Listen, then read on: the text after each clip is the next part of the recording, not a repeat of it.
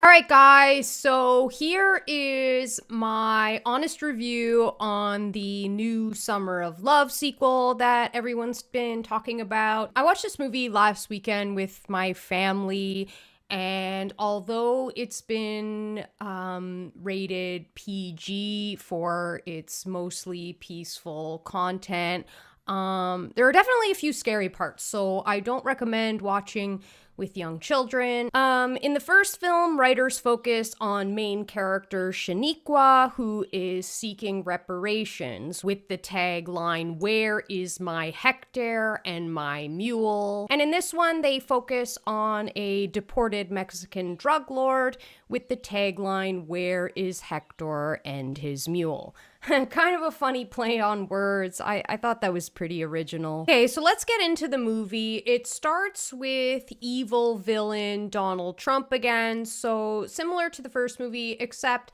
in this one, his evil plan is to deport everyone in the USA who is Mexican. And he does this by deploying ICE to target every house with a car parked on the front lawn. And everyone gets really mad about it, so then they start posting angry videos to TikTok. Mark Ruffalo makes a cameo in the movie in the form of, an average celebrity tweet. He accuses everyone of wanting to deport the people who are picking their food, which honestly I found to be a bit racist and ignorant because, tacos don't actually even grow on trees. Colombian actress Rachel Zegler,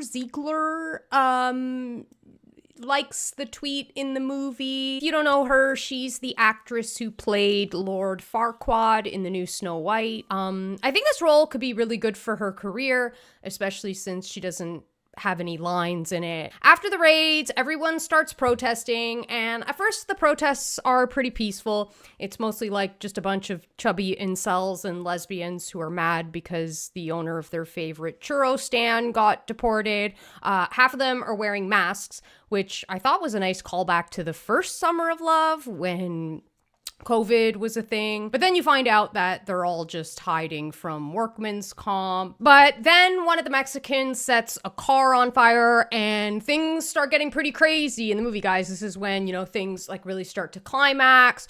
So to keep the budget low on this movie, the Fast and the Furious actually donated 3 of their cars for this scene, which I thought was pretty cool because they were delivered by Michelle Rodriguez herself, right before she got deported. Oh, here's a Mexican stepping perfectly into frame to wave his Mexican flag. So then all the protesters are like, hey, we should burn more stuff. So the producer started handing out gas masks and stuff just to make sure all the actors were safe during the riot scene. I thought this killed the authenticity a little bit and it felt less realistic, but, safety first always. Then we reach the climax of the movie where Donald Trump, the villain, deploys the National Guard to quell the riots. And then the movie ends sort of with a pretty shocking twist where Trump changes his mind and decides he's not actually going to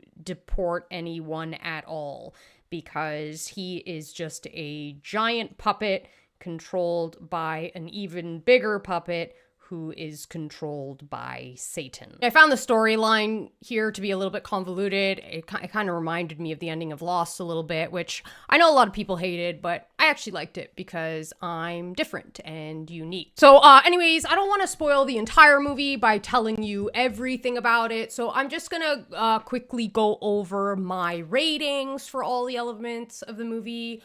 I give the plot a 3 out of 10. The movie felt very similar to the first Summer of Love. I feel like they're kind of running out of ideas and reusing the same stuff. I do know that the film was funded by American taxpayers, so maybe the lack of budget was from the Doge cuts or something. I don't know. I don't really like to get too involved in politics. Originality, I gave it a 1 out of 10. This was actually the lowest score for all the criteria. One of my favorite scenes was when the Democrats were crying on the internet over a little Mexican girl being separated from her mother.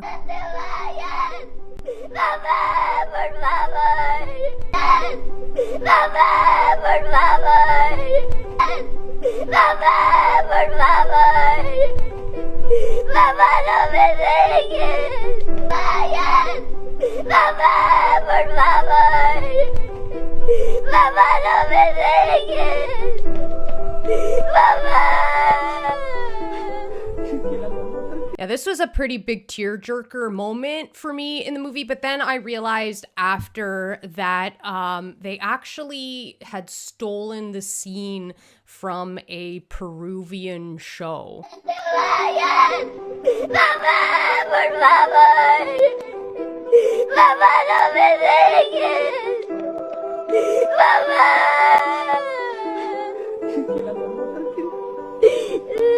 Do people know that when you leave a country, you can take your kids with you? I really found this to be kind of distasteful, especially since they're not giving the little Peruvian girl the credit she deserves. But, you know, like, what else could you expect from white supremacy? So for the full overall emotional impact, I give the movie a 7 out of 10. This is the highest rating I'm giving.